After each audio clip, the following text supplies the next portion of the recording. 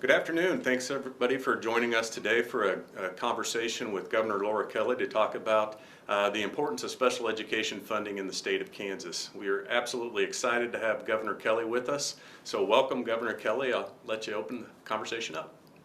Well, okay, thank you, Dr. Jordan. I appreciate that. I want everybody to notice I do have on my fully fund SPED button that I got the other day. So as I think most of you are well aware, I am fully committed to fully funding special education here in the state of Kansas.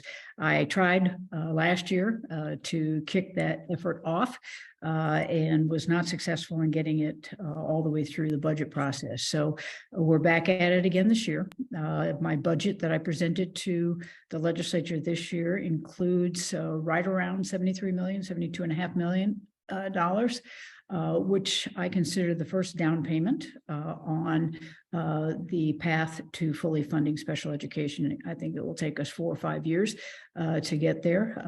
I decided to take the same approach that we did when we were trying to fulfill our responsibility to fully fund K-12. If you remember, we spread that out over about 4 years, I believe, to get fully funded. Ran into a few speed bumps along the way, and it took us more than 4 years to get that done, but we have been able to do that for the last 4 years, and I believe we'll do it again this year. And this year I hope to add on the beginning of the special education funding. Given that we got started a little bit late, I know that there's some questions out there, and I think really would like to turn this back over to you folks so that you can ask the questions, and I'll have time to give you a response. All right, we appreciate that, and of course we appreciate all your efforts with the school funding over the last several years. So we have a series of folks that have put together some questions, and I'm going to kick it off first to the USA Kansas President, Amy Heisler. Amy, welcome today, and please pose your question to the governor. Thank you, Governor Kelly, for engaging in such a very important conversation. Kansas has been a leader in providing essential special education services to Kansas kids and families. How can we work together to ensure that the legislature works in a productive manner to support federal and state mandated services, sustain our funding, and also prevent legislative action that takes us backwards? Well, I was just over at Jardine School here in Topeka last week, I believe, touring the incredible special education facilities that they have there. And I got asked the pretty similar question.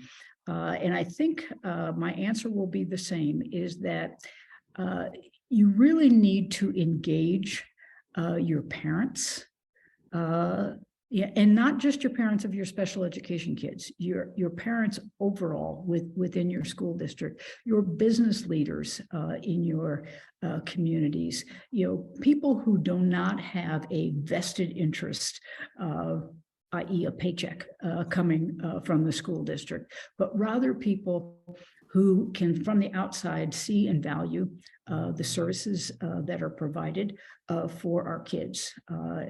Our special education kids, but all of our kids who are in our K-12 system. So I think it's really important to bring out those advocates and let them speak to the issue.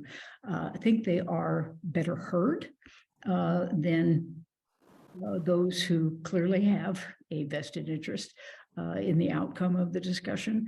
So I would suggest that. And then the other thing I would suggest is that you have these conversations in your community, in your school. If you can get your legislators into your school to see your special education programs so they understand what you're talking about, because they don't right now, by and large. Some do, very few.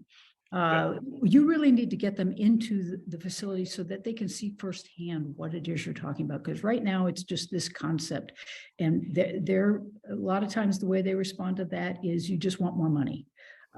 But if you can show them the investment that they would be making in your kids, in your programs, in your communities, I think would go a long way to increasing the number of yes votes we'll get for fully funding special ed. Thank you. Solid advice there about showing them where the dollars are going, I think is always good advice. Next person up to ask a question is Art Gutierrez. He is currently the KSB president, and he is a school board member from Emporia Public Schools. So, Mr. Gutierrez. Hi, Governor Kelly. Thank you so much for this opportunity. My question is, the demand for special education services has increased thanks to efforts by the State Board of Education and the state legislature to increase screenings for specific conditions. School districts go to heroic lengths to provide these legally mandated services to students with disabilities and to gifted students. How would additional special education funding benefit all Kansas students? Well, I think you hit it right on the head there when you said all students, because that's what fully funding special education, where it would have the most impact, because as you said, these services are legally mandated anyway. You have no choice but to provide these services. And I should mention that, this is a federal mandate. And I'm fully aware that our federal partners are not pulling their fair share of this challenge. And I am working with other governors, even brought this up to the president himself, that Congress, Washington, D.C. really needs to come full force and commit to fulfilling their pledge. They should be paying for 40% of the cost of special education, and they're nowhere near that. I doubt they're even at half of that. So I'll continue to work with my colleagues to get that fully funding mechanism back in place out of Washington, D.C. But in the meantime, we still have a responsibility here. I think we're at about 70% now. We need to get up to the mandated 92%.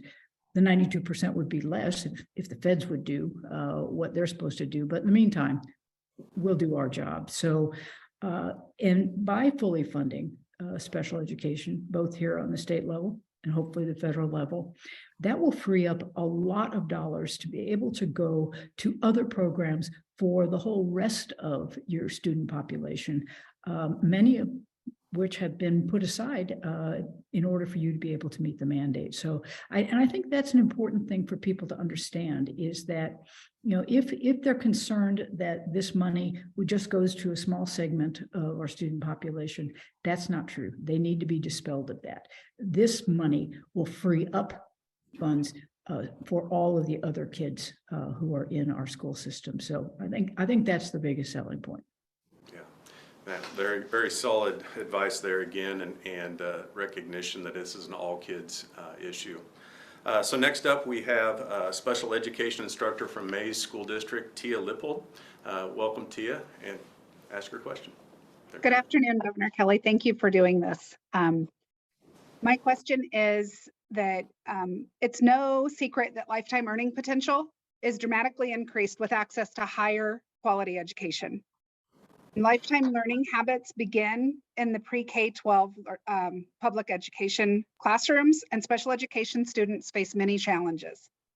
Overall, school funding correlates directly to special education funding and demonstrates a genuine priority to provide quality access to every student in Kansas.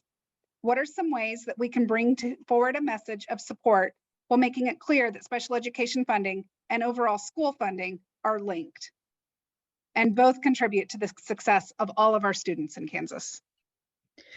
Well, I think, one thing you might want to add to your messaging in terms of it, benefiting all of our students, our special education students and our other K-12 students, is, this also benefits our businesses. They rely on, and I've heard this ad nauseum over the past few years, certainly the pandemic, but just overall, we have workforce issues here in the state of Kansas. We need well-educated, well-rounded young people coming into our workforce. That's what you all do. And I think the legislature needs to be reminded that this is an investment in the future of the state of Kansas. It's an investment in our businesses. I know we have recruited a lot of businesses to come here to the state of Kansas, creating thousands of new jobs. I can tell you every conversation I have with those CEOs who are thinking about moving here is our workforce. And they understand the importance of our education system, whether it's our K-12 system, our career and tech ed education, or our four-year institutions. They understand the importance of the investments in those because they produce the workers that they need in order to build their business and be successful. So I would definitely add the economic angle to any conversation and any argument that I was making, that this is an investment, not an expense. And every good business knows that it takes money to make money. And I think you just give them, we've got to invest here if we want to produce here. Yeah, Thank you. cutting and limiting is not the way to prosperity. We know that. Yeah, we've been there, haven't we? Yes, we've tried that. Thanks, Tia. Our final question is coming from Devin Wilson. He is the Kansas PTA Legislative Chair. Welcome, Devin. Ask your question, please. Hi, thank you, Governor Kelly, for fielding questions today. My question is, in Kansas, children with disabilities as well as gifted students have the right to special education services. What is the role of the governor and legislature to ensure that our students have and receive the services that they need? And how does full funding for special education benefit our students with and without these special needs? Thanks. Devin, first you have to tell me, were you on the march from Johnson County to Topeka several years ago? Yes, I did that a few times. Yeah, so did I. At any rate, the reality is that we go nowhere as a state if we are not investing in our education system. Back when we were just being formed as a state, the people then, way back in 1850s, 1860, knew how important education was to the future.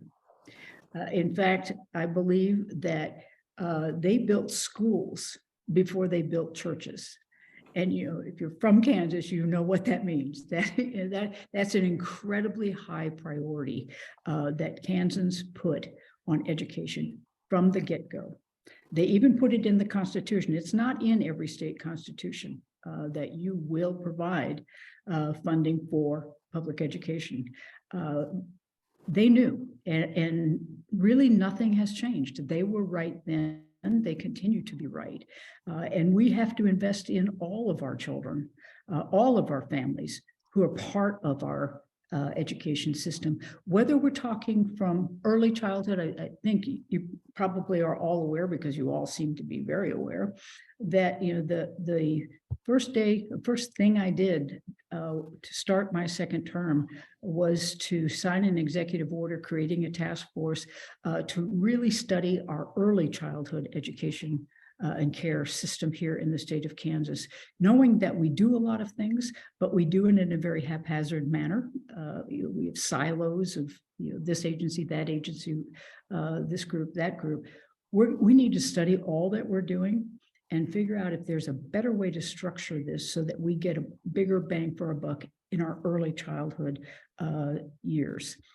I believe fully, I know what the answer is going to be, that, yes, we can do better, and yes, we need to do better, and yes, we will do better. I hope that next year I'll be able to present to the legislature a proposal to create a cabinet level agency focused entirely on early childhood, so that we are investing wisely and significantly in those crucial years, so that by the time those kids and those families get into our K-12 system, they're ready to go.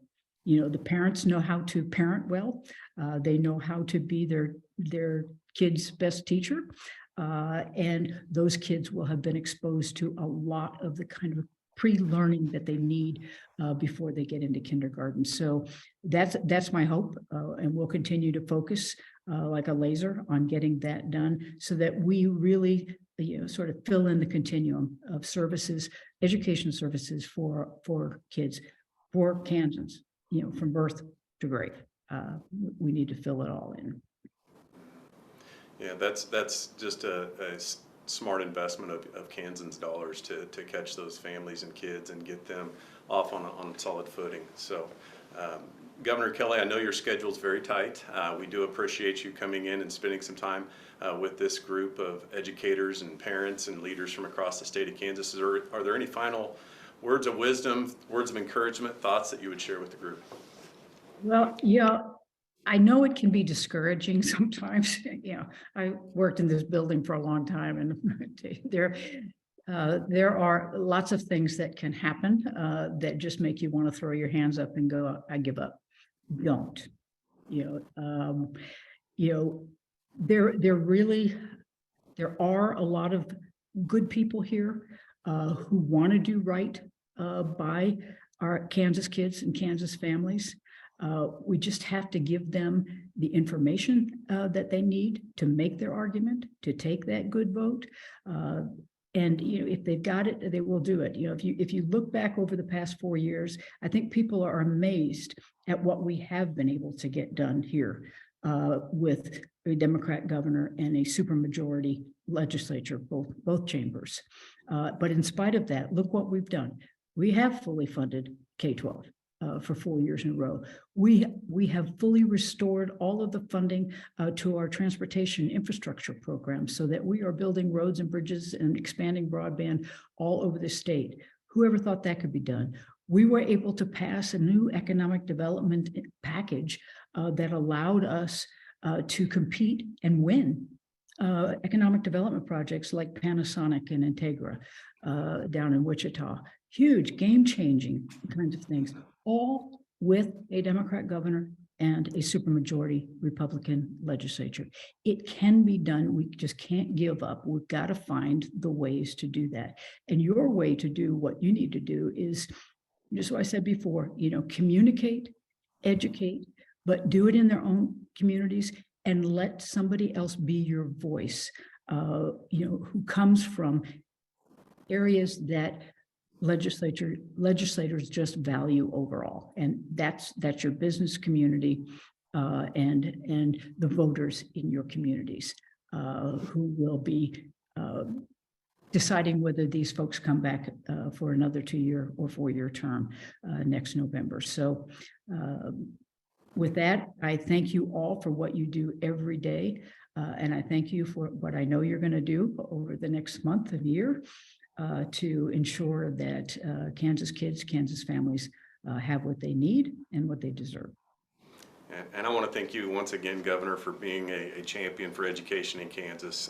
It's been hard, but it's been great to see the progress that we've made on that front. So I want to take just a moment also and thank the team here at our office that helped put this on. Alec and Melissa and Lindsay are kind of the behind the scenes people that you don't see here. And thanks for taking some time out of your schedule, Governor, and we look forward to the coming weeks as this legislative session moves forward. So Okay. thank you. Take care, everybody. Talk to you soon.